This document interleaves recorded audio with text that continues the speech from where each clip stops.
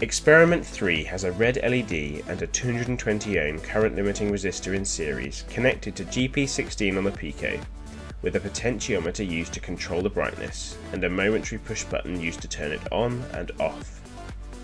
The potentiometer is connected between 3.3 volts and ground, with the central pin feeding into analog input 0 on the Pico. Finally, the push button is connected between the 3.3 volt pin and GP15, with GP15 set up as a digital input and the internal pull down enabled, defaulting the red value to low or false. GP16 is set up as a PWM output pin for driving the red LED. The brightness of the LED is determined by the analog value read from the potentiometer, which is then written directly to the GP16 output, as long as the LED is in the on state, which is set by pressing the push button.